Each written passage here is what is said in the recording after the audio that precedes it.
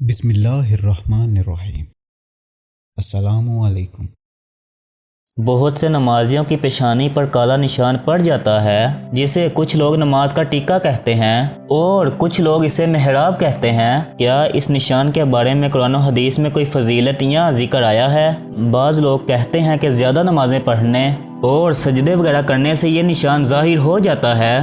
اگر زیادہ نمازیں پڑھنے اور زیادہ سجدے کرنے سے یہ نشان ظاہر ہوتا ہے تو پھر کیوں ہمیں کوئی عورت نظر نہیں آتی جس کے ماتھے پر یہ نشان ہو؟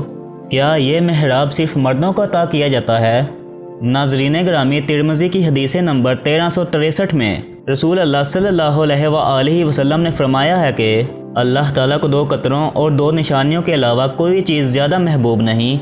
2 قطروں میں پہلا وہ قطرہ ہے کہ جو خوف خدا کی وجہ سے آنکھ سے نکلتا ہے، اور دوسرا وہ خون کا قطرہ ہے جو خدا کی راہ میں لڑتے لڑتے مومن کے جسم سے نکلتا ہے۔ اور 2 نشانیوں میں سے ایک تو وہ نشانی ہے جو اللہ کے راستے میں زخم کا نشان ہو، اور دوسرا اللہ کے فرائض میں سے ایک فریضہ کی ادائیگی کا نشان۔ کچھ لوگ اس حدیث کو دلیل کے طور پر پیش کر کہتے ہیں کہ محراب ہی وہ نشان ہے جس کا اس حدیث میں ذکر ہے، یعنی وہ نشان جو اللہ تعالیٰ کے فرائض میں سے ایک فریضہ کی ادائیگی کے دوران چہرے پر پڑ جاتا ہے۔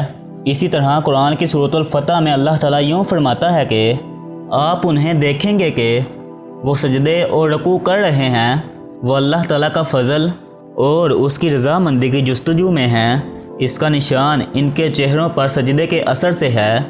اس آیت کی تفسیر میں بتایا گیا ہے کہ اس کا نشان ان کے چہروں میں سجدے کے اثر سے ہے۔ اس سے مراد اطاعت و فرما برداری اور عبادت کے نور سے ہے، اور یہ کوئی ضروری نہیں کہ جلد کی سختی کی بنا پر یہ علامت ان کے چہرے میں سجدہ والی جگہ میں ہو۔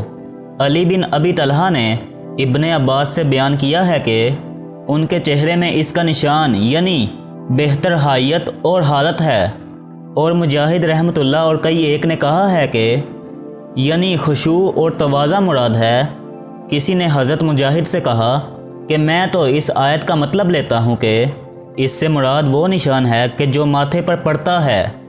اس کے جواب میں حضرت فرماتے ہیں کہ یہ نشان تو فرعون کے چہرے پر بھی ہو سکتا ہے جس کا دل پتھر ہو، اور صدی رحمۃ اللہ علیہ کہتے ہیں کہ نماز ان کے چہروں میں حسن پیدا کر دیتی ہے، اور بعض کا کہنا ہے کہ نیکی کا دل میں نور اور چہرے پر روشنی اور رزق میں کشادگی اور لوگوں کے دلوں میں محبت ہے۔ شاید یہ بات ہے کہ پیشانی پر جلد کی سختی وغیرہ اور رنگ کی تبدیلی کی شکل میں اس علامت کی موجودگی اس شخص کے اخلاص اور صحیح ہونے کی کوئی دلیل نہیں، جیسا کہ اس چیز کا نہ پایا جانا اس بات کی دلیل نہیں کہ وہ شخص اچھا اور نیک و صالح نہیں اور وہ نماز میں سستی اور کاہل ہے، بلکہ اکثر طور پر تو یہ جلد کی خصاصیت اور طبیعت پر منحصر ہے۔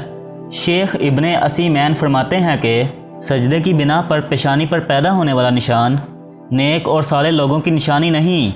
نیک لوگوں کی نشانی تو چہرے میں نور اور سر صدر اور حسن و اخلاق ہے۔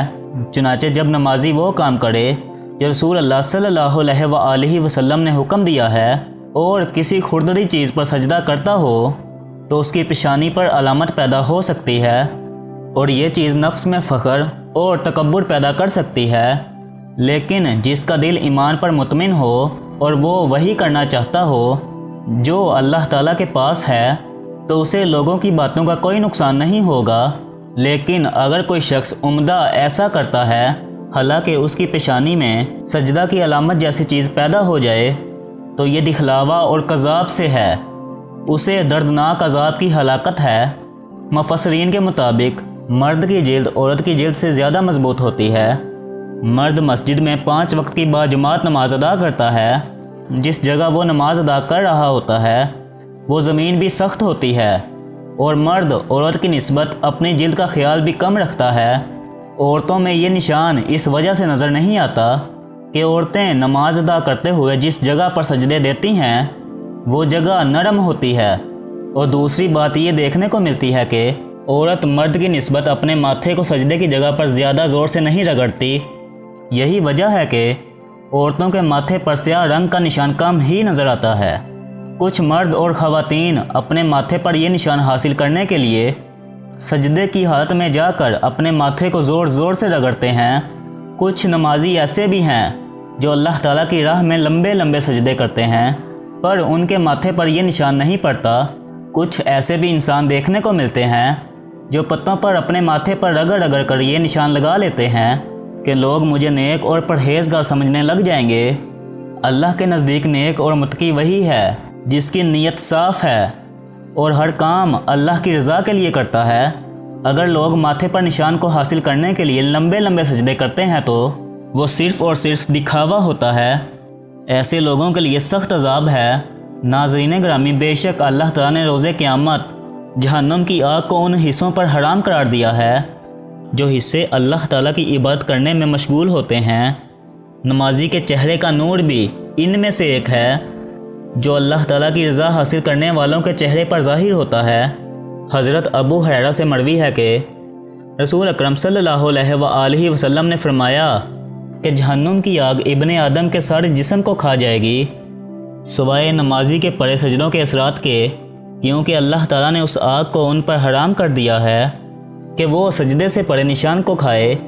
حضرت سیدنا جابر رضی اللہ تعالیٰ عنہ سے مروی ہے کہ میں نے نبی اکرم صلی اللہ علیہ وآلہ وسلم کو فرماتے ہوئے سنا ہے کہ یقیناً کچھ ایسے بھی لوگ جہنم سے نکل کر جنت میں داخل ہوں گے جن کے چہروں کے حلقوں کے علاوہ جسم کے تمام باقی حصے جل چکے ہوں گے۔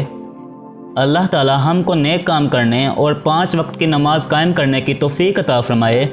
ناظرین، کمنٹ باکس میں اللہ کے 99 ناموں میں سے ایک نام ٹائپ ضرور کیجئے گا۔ شکریہ۔